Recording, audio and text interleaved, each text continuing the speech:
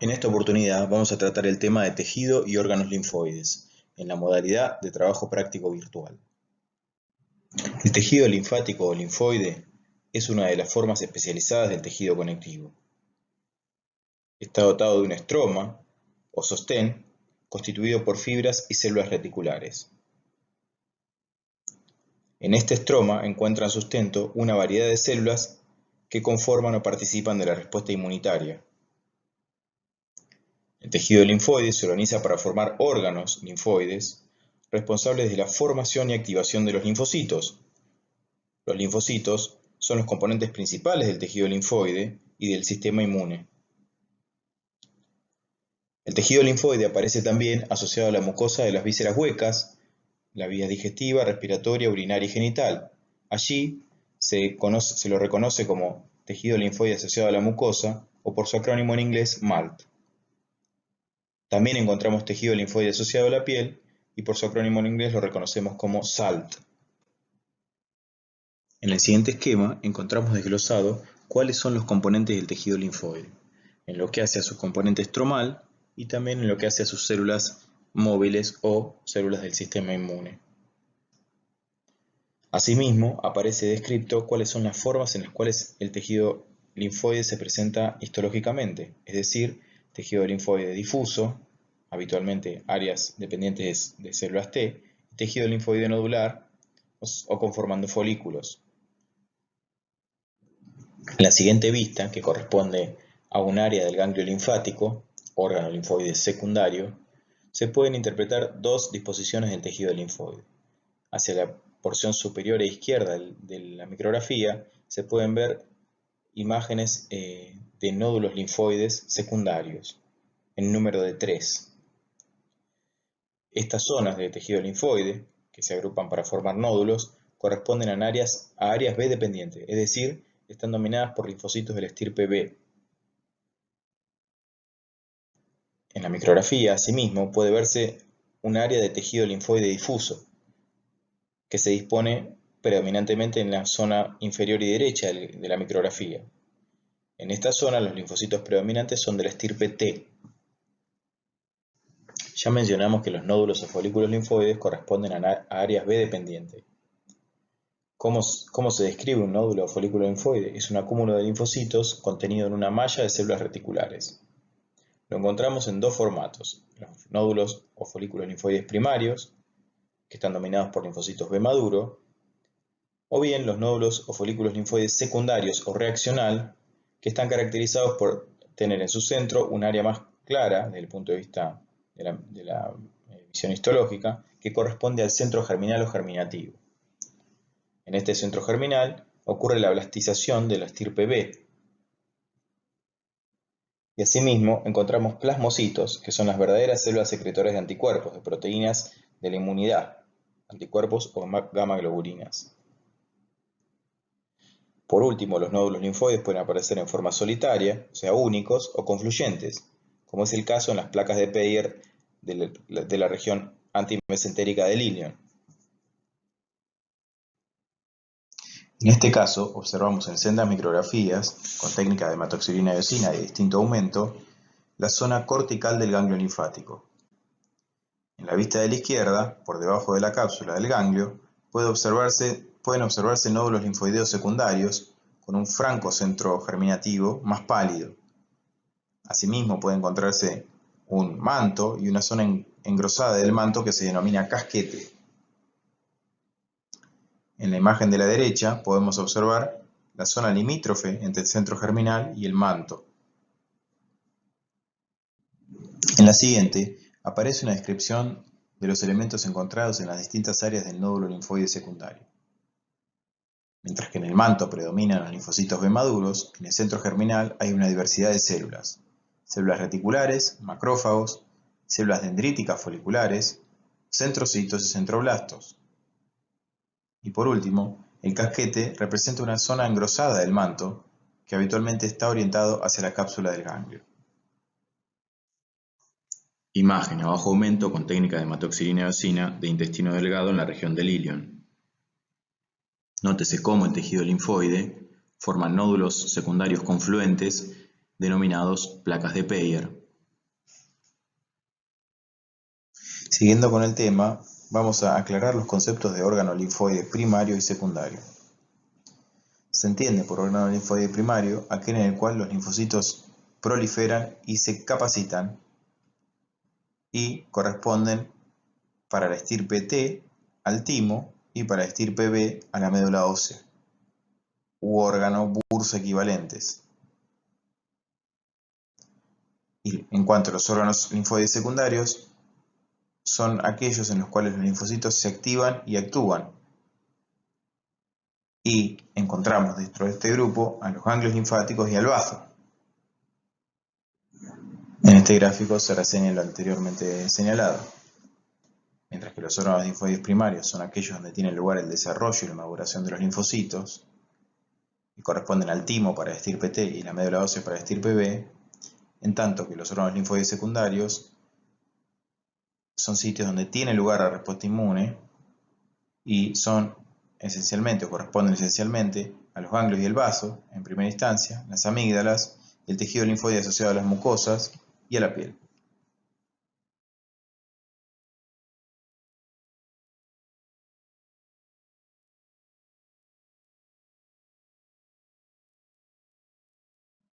En las siguientes vistas aparece una imagen de micrografía óptica de bajo aumento a la izquierda y de aumento mediano a la derecha de un sector del intestino conocido como apéndice vermiforme.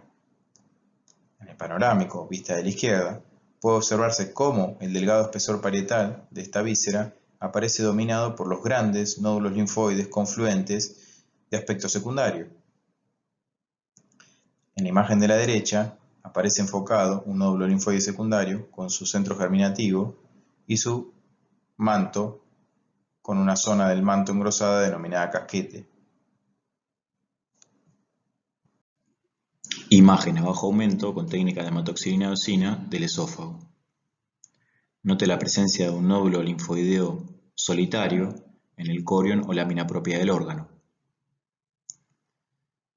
Se trata de tejido linfoide relacionado a la mucosa gastrointestinal. En las imágenes podemos observar cortes de amígdala palatina en técnica de hematoxilina-eosina. En el panorámico de la izquierda pueden observarse la enorme cantidad de nódulos linfoides secundarios, con un centro claro, un centro germinativo, dispuestos a lo largo de la irregular conformación del órgano. A la derecha aparecen en mayor aumento la zona señalada, la amígdala palatina, y puede observarse por un lado el epitelio de revestimiento, que corresponde a epitelio plano estratificado no queratinizado, y por otro lado cuál es la reacción de los nódulos linfoideos respecto al epitelio. El timo es un órgano linfoide primario ubicado en el mediastino antero-superior. En él maduran y se diferencian los linfocitos T, también llamados timocitos. Está formado por dos lóbulos unidos por tejido conectivo. Su estroma está formado por una cápsula y trabéculas incompletas, por lo que la lobulación del timo es parcial. Su parénquima está constituido por timocitos y sus precursores y una variedad de células epitelio-reticulares. Asimismo, encontramos macrófagos, mastocitos, células dendríticas interdigitadas y adipocitos. El citoretículo, en el cual se sustentan las células de la inmunidad, está formado por una malla de células epitelio-reticulares en la cual se generan espacios para contener a los linfocitos. Característicamente, el timo no posee fibras reticulares y tampoco encontramos nódulos linfoides en el timo, que son característicos de la estirpe B. Un fenómeno conocido de la fisiología tímica es que tiende a involucionar a partir de la pubertad, cargándose progresivamente de tejido adiposo y apareciendo en forma más numerosa corpúsculos tímicos o de Hassall en su médula. Continuando con la descripción de los órganos linfoides, pasamos a describir al timo. El timo es un órgano linfoide primario que ocupa el mediastino anterior y superior. Es el órgano donde madura y prolifera las células de la estirpe T. Es un órgano macizo y como tal está formado por un estroma que se sustenta en una delgada cápsula y trabéculas que son incompletas y solo llegan hasta el límite córtico-medular y generan una lobulación limitada del órgano. Y un parénquima caracterizado por la presencia de los timocitos, que son los linfocitos de la estirpe B en distintos estadios de maduración, y células epitelio-reticulares, células de origen endodérmico, que tienen una capacidad para formar un citorretículo, un retículo no fibrilar, sino celular. En la siguiente vista encontramos con técnica de hematoxilina eosina y a bajo aumento, en la parte izquierda, la característica lobulación del timo. Como puede verse, el timo está dotado de una corteza, en la cual los linfocitos son más pequeños y la apetencia tintorial de la misma es más basófila, y una médula, donde encontramos linfocitos de mayor tamaño y, en consecuencia, la apetencia tintorial es más débil o pálida. En la imagen de la derecha podemos ver muy francamente el límite córtico-medular y asimismo encontramos en el centro de la imagen un corpúsculo tímico de Hassall. Estos corpúsculos, localizados en la médula tímica, son patognomónicos del órgano. En la siguiente imagen encontramos con técnica de hematoxilina eosina y alto aumento un corte de médula tímica. En el centro del campo destaca la presencia del núcleo de una célula epitelio reticular. Compárese el tamaño y la débil apetencia tintorial, la débil basofilia de este núcleo respecto de los núcleos de los timocitos circundantes. El citoplasma de la célula epitelio reticular forma una red en la cual se generan espacios para localizar a los timocitos. El contorno citoplasmático de esta célula epitelio reticular no puede advertirse en la técnica de hematoxilina eosina. En la siguiente imagen, y también con técnica de hematoxilina eosina, encontramos señaladas con cabeza de flecha en la porción izquierda de la vista células epitelio reticulares. Son característicos sus núcleos voluminosos y su nucleolo prominente ocupando el centro del núcleo. Hacia derecha encontramos en la vista de mayor aumento cortes de médula tímica en donde puede identificarse en el centro del campo y hacia la hora 6 un corpúsculo tímico de Hassall. Nótese la típica disposición en remolino o agrupadas de las células epitelio reticulares en este corpúsculo. Durante la maduración timocítica es importante que los linfocitos T en desarrollo eviten la exposición a antígenos circulantes. Es por esto que en la corteza tímica aparece la barrera hematotímica. La barrera hematotímica está formada estructuralmente por el endotelio capilar, que es un endotelio de tipo continuo, cuyas células epiteliales se vinculan unas con otras por medio de células occludens, asimismo por la lámina basal del capilar, por una pequeña vaina de conectivo perivascular que incluye la presencia de macrófagos, y por último por la célula epitelio reticular de tipo 1, que también forma medios de unión célula-célula entre las distintas células epitelios reticulares a través de la presencia de desmosomas. Las distintas variedades de células epitelio reticulares, cuyo origen es endodérmico, aparecen en distinta localización. Los tipos 1, 2 y 3 pertenecen a la corteza, mientras que los tipos 4, 5 y 6 los encontramos en la médula tímica. El tipo 6 es el que forma los corpúsculos tímicos de Hassall, como aparece representado en la vista siguiente. Nótese la característica disposición agrupada o en remolino de estos corpúsculos.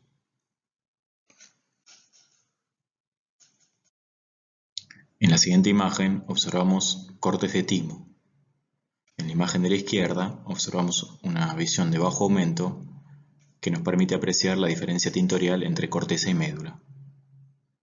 Asimismo, es posible ver una trabécula y cómo esta trabécula penetra muy superficialmente en la corteza. Y por último, logra advertirse en la médula la presencia de un corpúsculo tímico de Hassall. En la imagen de la derecha, a mayor aumento, se hace foco en un corpúsculo tímico de Hassall. Obsérvese la disposición radiada o concéntrica de las células epitelio reticulares de tipo 6, disposición que algunos autores denominan en catáfila de cebolla.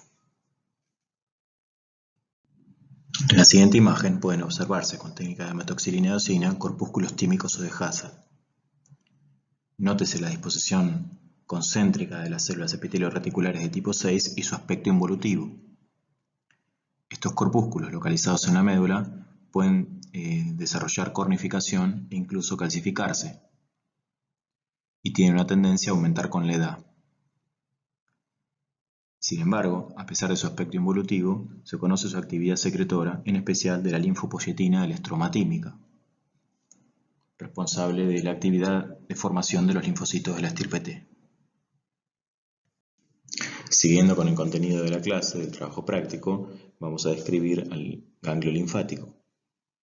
Los ganglios linfáticos son órganos múltiples, macizos, interpuestos en la circulación linfática.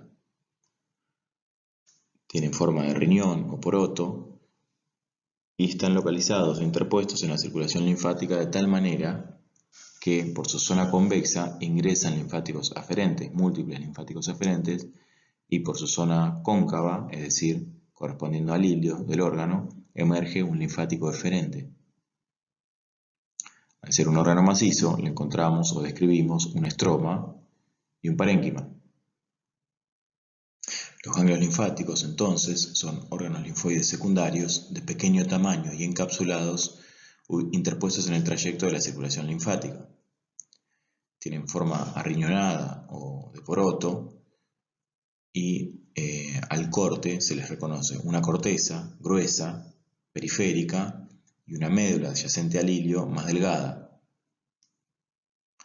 Dado que son órganos macizos, se les reconoce un estroma constituido por una cápsula delgada, trabéculas incompletas que parten de ella y una malla de fibras y células reticulares. En cuanto al parénquima, hay que decir que está constituido por inmunoblastos de la estirpe T y B, linfocitos de la estirpe T y B, células plasmáticas, células dendríticas foliculares e interdigitadas y macrófagos. Entonces, desde la periferia al centro del órgano encontramos la cápsula delgada, constituida por tejido conectivo denso no modelado, de la cual parten pequeñas trabéculas que solo penetran muy superficialmente en la corteza periférica, y reconocemos tres zonas: una gruesa zona de corteza intensamente teñida, dentro de la cual en la periferia encontramos la corteza nodular o superficial, característicamente invadida o dominada por la presencia de nódulos linfoides primarios y secundarios, una corteza profunda o interna, característicamente dominada por la presencia de linfocitos de tejido linfoide en forma difusa, o sea, no formando nódulos linfoideos. Y por último, una médula más pálida, más delgada también, con una apetencia tintorial más pálida y constituida por la presencia de cordones y senos medulares. En la siguiente vista, y con técnica de hematoxilina eosina, puede advertirse bien la presencia de la cápsula, como de esta cápsula de tejido conectivo denso no modelado, que aparece característicamente con una débil eosinofilia, aparecen emergiendo pequeñas trabéculas que solo penetran muy superficialmente en la corteza externa, e inmediatamente por debajo de la cápsula aparece, por un lado, la presencia de un seno subcapsular, un pequeño espacio claro en la vista de la imagen, y sí, en forma más cabal o evidente, la presencia en este caso de tres nódulos linfoideos secundarios con su característico centro germinativo, y la presencia de la zona más densamente teñida, basófilamente intensa del manto rodeando el centro germinal.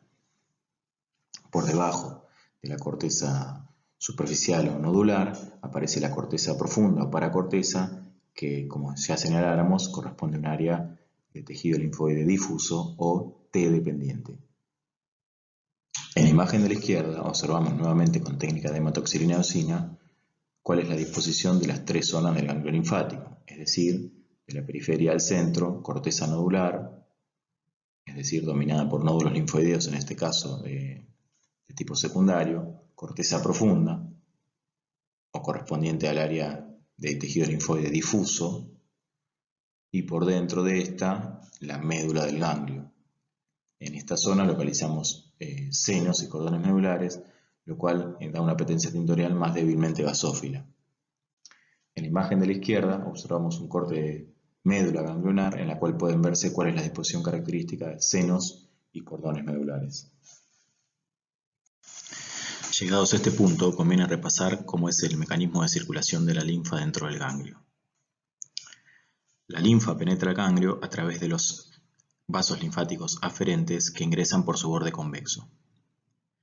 Perforan la cápsula y la linfa desde los linfáticos aferentes se vuelca en los senos subcapsulares. Recorre estos senos subcapsulares hasta la emergencia de las trabéculas, a través de la cual continúa en los senos peritrabeculares, también llamados senos corticales. Desde estos abandona la corteza y se dirige a los senos medulares. Estos senos medulares confluyen en la adyacencia al ilio y emergen del órgano en forma de linfático eferente. Debe recordarse que tanto los linfáticos aferentes como los linfáticos eferentes están dotados de válvulas, razón por la cual la circulación de linfa es unidireccional, es decir, de la corteza a la médula y luego al ilio. Por último, hay que decir que la linfa avanza muy lentamente en su discurrir por los senos linfáticos ganglionares, y esto permite que los macrófagos, especialmente a través de la emisión de pseudópodos dentro de los senos linfáticos, pesquisen antígenos circulantes en linfa. En la imagen de la derecha, en un dibujo esquemático, aparece explicado cuál es el mecanismo de circulación de la linfa dentro del ganglio. Como mencionáramos anteriormente, la linfa ingresa por el borde convexo a través de los linfáticos aferentes, que están dotados de válvulas. Luego de atravesar la cápsula, se vuelca la linfa en el seno subcapsular y desde allí se dirige al seno peritrabecular o cortical. Desde estos senos corticales se vuelca a los senos medulares, que confluyen en la adyacencia al ilio y finalmente emerge del órgano a través del linfático eferente, que también está provisto de válvulas. Es por esta razón que la circulación de linfa en el ganglio linfático es unidireccional. Todo a lo largo de su circulación en los senos linfáticos ganglionares, la linfa es filtrada a través de esa red de fibras y células reticulares, y los macrófagos, células presentadoras de antígeno, activan respuesta inmune ante la presencia de antígenos circulantes. En el esquema se grafica también cuál es el ingreso de los linfocitos al ganglio. Nótese que en la paracorteza o corteza profunda está señalada la presencia de vénulas de endotelio alto, nomencladas con el acrónimo HEB. Estas vénulas de endotelio alto son el principal sitio de entrada de linfocitos al ganglio. Justamente su endotelio es alto, cúbico o cilíndrico bajo, en virtud de que expresan constitutivamente moléculas de adhesión linfocitaria o adresinas, siendo la vía de entrada preferencial de los linfocitos al órgano. En la siguiente vista, el campo aparece enfocado en la zona del ganglio denominada paracorteza o corteza profunda. Allí existe un tipo de vénulas caracterizadas por la presencia de un endotelio cúbico. Se las conoce como vénulas de endotelio alto, y ese endotelio cúbico obedece a que en forma constitutiva estas células endoteliales expresan moléculas de adhesión leucocitaria. Se conoce que estos sitios, las vénulas de endotelio alto de la paracorteza ganglionar, son los sitios de penetración de los linfocitos al órgano. Como mencionábamos anteriormente, está formado por un estroma constituido por cápsula y trabéculas incompletas, muy superficiales.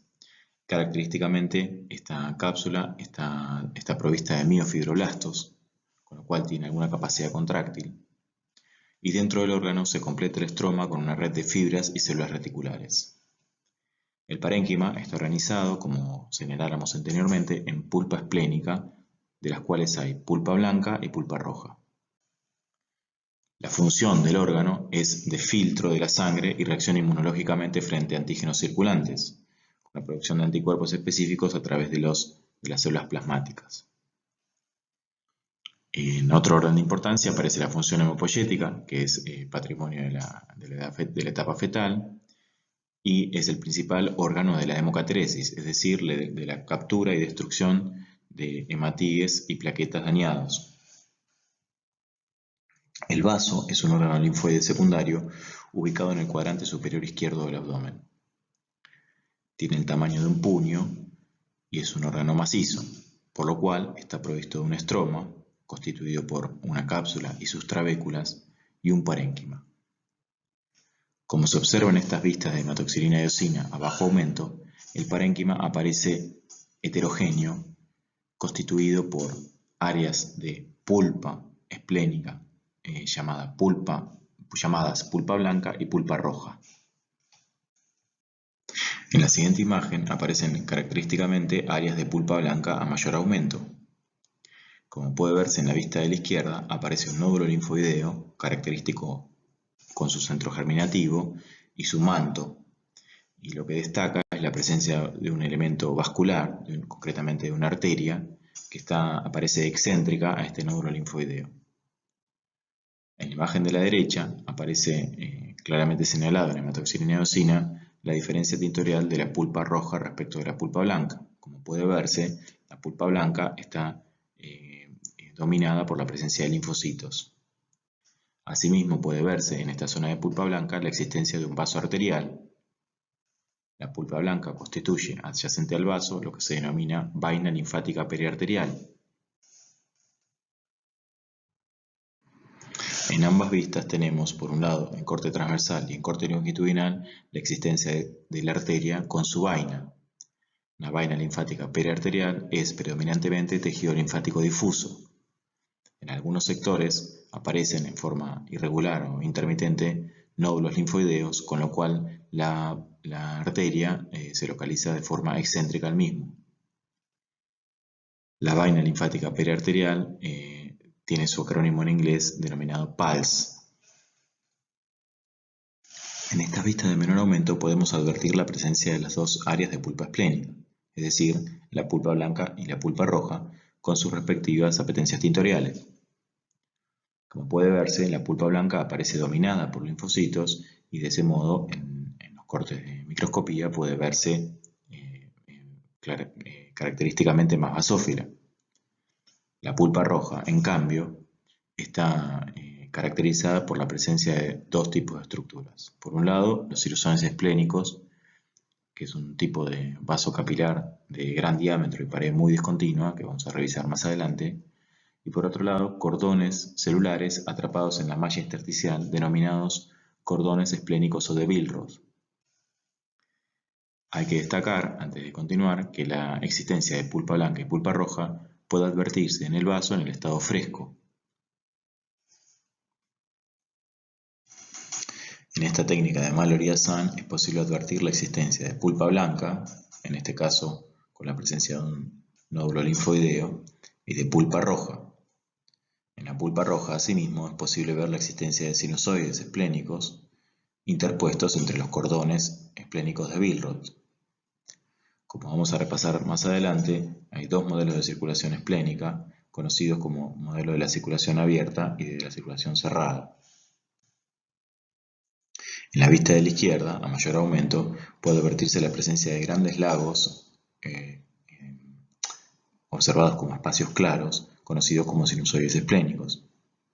Interpuestos entre ellos aparecen los cordones esplénicos de Billroth, en donde encontramos distintas células de la sangre atrapadas en la malla fibrilar. A derecha, nuevamente, la imagen de Mallory-Hassan, que deja advertir la presencia de los cordones esplénicos de Billroth. En el siguiente gráfico se esquematizan los dos modelos de circulación esplénica. Según el modelo de circulación abierta, los elementos de la sangre abandonan la red capilar a nivel de los capilares envainados y se vuelcan a los cordones esplénicos de Billroth. De este modo, para retornar a la circulación, los elementos figurados deben penetrar la pared sinusoidal para seguir la vía venosa. En el modelo de circulación cerrada, en cambio, existiría continuidad luminal, desde la arteria penicilar, los capilares envainados y los sinusoides esplénicos. En este modelo, los elementos figurados no abandonan la luz vascular ni son expuestos a los macrófagos en los cordones de Billroth. Resumiéndolo, según el modelo de circulación abierta, la sangre de los capilares envainados termina en la malla reticular de los cordones de Billroth. Es decir, los elementos figurados de la sangre quedan expuestos a los macrófagos localizados en los cordones. En contraposición, según el modelo de circulación cerrada, la sangre de los capilares envainados se vuelca directamente a la luz sinusoidal esplénica. Es decir, existe continuidad luminal desde la luz de los capilares a los sinusoides esplénicos. En este modelo existiría menor exposición de los elementos figurados a los macrófagos atrapados en los cordones de Billroth. En las siguientes imágenes y a modo de repaso, sugerimos detener el audio a fin de poder autoevaluar los contenidos impartidos. Imagen a bajo aumento del ganglio linfático en técnica de hematoxilina eosina. Puede advertirse, por un lado, la cápsula y en forma dilatada, artefactada, el seno subcapsular y los senos peritrabeculares. En el menor aumento, asimismo, puede advertirse la presencia de una médula más pálida y una corteza más intensamente basófila. Por último, en la corteza destaca la presencia de una zona de corteza superficial o externa, dominada por la presencia de nódulos linfoideos de carácter secundario. Por debajo de esta, interpuesta entre la corteza superficial y la médula, aparece la corteza profunda o paracorteza, caracterizada por áreas de tejido linfoide difuso. Finalmente, en la médula se puede advertir, en esta imagen de bajo aumento, la existencia de espacios claros denominados senos medulares y cordones medulares.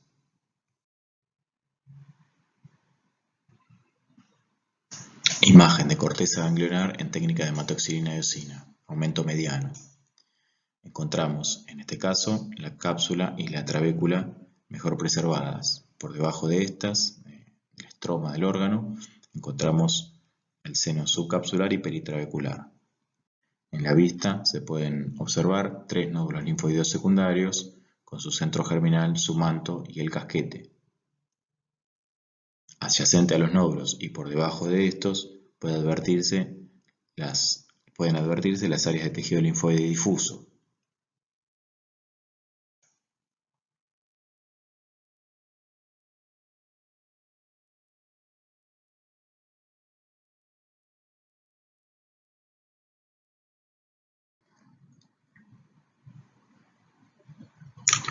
Médula ganglionar en técnica de hematoxilina eosina, aumento intermedio. Pueden observarse espacios claros denominados senos medulares, donde la linfa confluye para emerger a través del hilio en el vaso linfático eferente, e interpuestos entre los senos cordones medulares.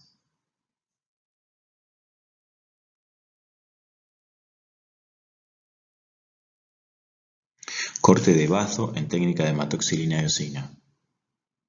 Puede advertirse hacia la zona derecha, en el extremo de la visión, un margen de la cápsula esplénica. En la región superior de la vista puede advertirse una trabécula. Hacia el centro del campo y ocupando el margen inferior izquierdo observamos un área de pulpa blanca. Desde esta región y hacia la cápsula observamos un territorio de pulpa esplénica roja, de pulpa roja, caracterizada por la típica presencia de sinusoides y cordones esplénicos de Billroth. En la pulpa blanca encontramos una arteria rodeada de tejido linfoide, conocido como vaina linfática periarterial.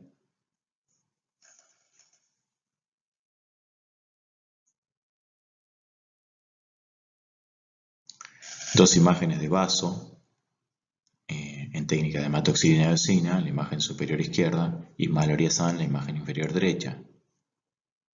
En ambas pueden advertirse la presencia de pulpa blanca y pulpa roja.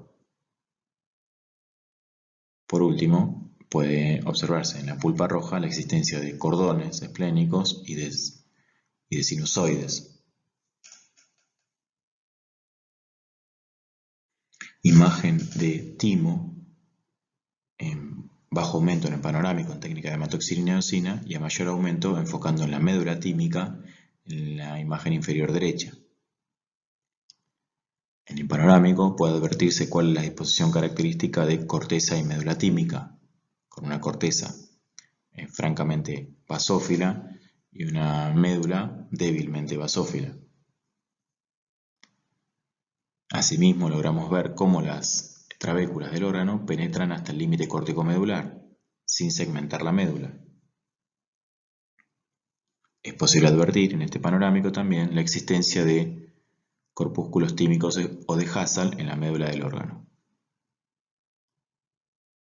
En la imagen de mayor aumento que ocupa el recuadro inferior derecho se observa el límite córtico-medular y en el centro del campo la existencia de un corpúsculo tímico de Hassall.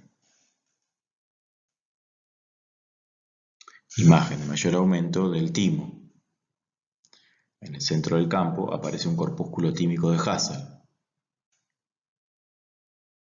Rodeándolo aparecen característicamente timocitos medulares. Hacia la zona derecha del campo es posible advertir el límite córtico-medular.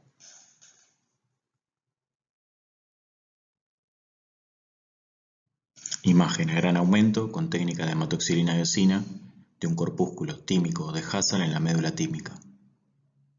Obsérvese la disposición concéntrica de las células epitelio reticulares de tipo 6, disposición que algunos autores denominan en catáfila de cebolla.